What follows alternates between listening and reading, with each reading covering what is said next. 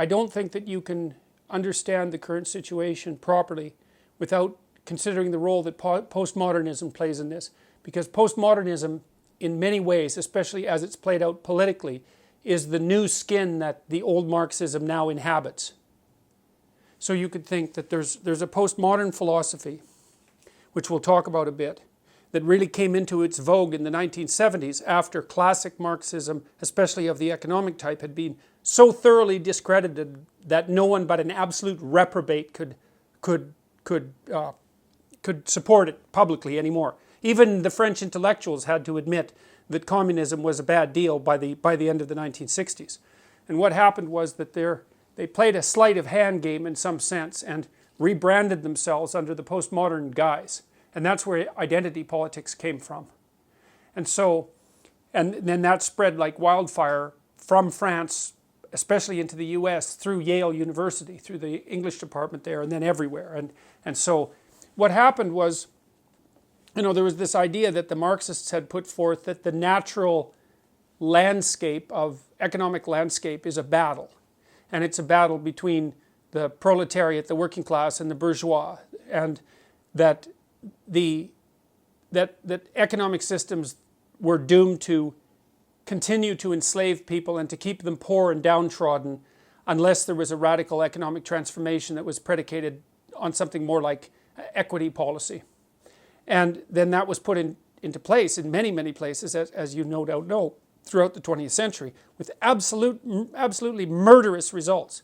It was the most destructive economic and political doctrine, I think, that has ever been invented by mankind, and that includes National Socialism, because the absolute magnitude of the havoc wreaked by the communist systems exceeded that wreaked by Hitler. And that's, Hitler didn't have quite as long a time to pull his stunts off quite as effectively, but it was a catastrophic system. And one of the things that's quite interesting is that the full breadth of that catastrophe is not something that students are well taught in our current educational system, which has always made me very suspicious.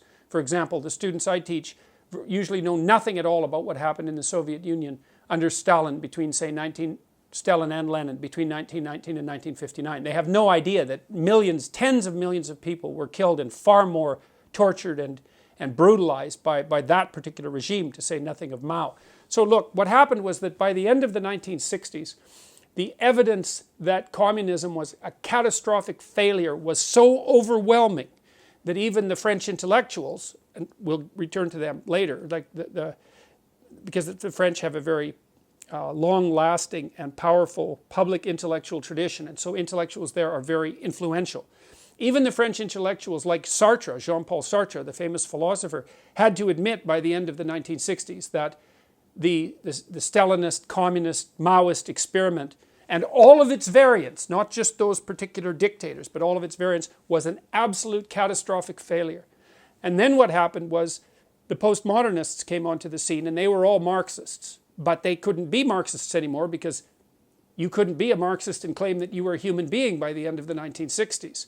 And so they started to play a sleight of hand, and instead of pitting the proletariat, the working class, against the bourgeoisie, they started to pit the oppressed against the oppressor. And that opened up the avenue to identifying any number of groups as oppressed and oppressor, and to continue the same narrative under a different name. It was no longer specifically about economics. It was about power. And everything to the postmodernists is about power. And that's actually why they're so dangerous, because if you're engaged in a discussion with someone who believes in nothing but power, all they are motivated to do is to accrue all the power to them. Because what else is there? There's no logic, there's no investigation, there's no negotiation, there's no dialogue, there's no discussion, there's no meeting of minds and consensus. There's power. And so since the 1970s, under the guise of postmodernism, we've seen the rapid expansion of identity politics throughout the universities. It's come to dominate all of the humanities, which are dead as far as I can tell, and a huge proportion of the social sciences.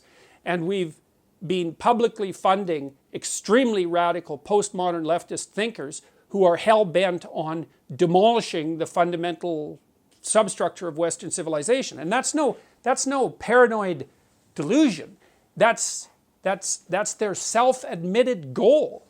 And I've identified, not only me obviously, but one of the main players in this entire drama is a French philosopher named Jacques Derrida, who I think most trenchantly formulated the anti-Western philosophy that is being pursued so assiduously by the radical left. And I think its dangers cannot be, I don't think its dangers can be overstated. And I also don't think the degree to which it's already infiltrated our culture can be overstated. I mean, the people who hold this doctrine, this radical postmodern communitarian doctrine that makes racial identity or sexual identity or gender identity or some kind of group identity paramount, they've got control over most low to mid-level bureaucratic structures. And many governments as well, but even in the United States, where a lot of the governmental institutions have swung back to the Republican side, the postmodernist types have infiltrated bureaucratic organizations at the mid to upper level. And that's actually what they're trained to do by their activist professors in university. And if you want proof of that, you can just go onto the websites of women's studies groups, for example, because they're some of the top offenders, and just look at what they say.